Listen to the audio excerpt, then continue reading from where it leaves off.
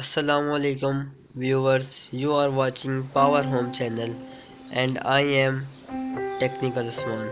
Today we are going to draw a circuit diagram of energy meter, main supply and installation of MCB and power plug for multi-purpose like AC, motor and other purpose. If you like my videos, please share it and subscribe my YouTube channel.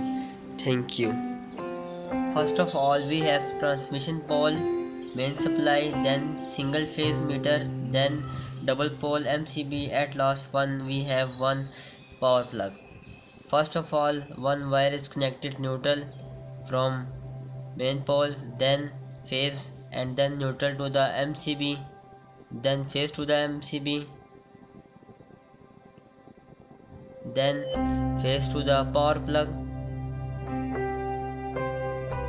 and then neutral from MCB to the power plug.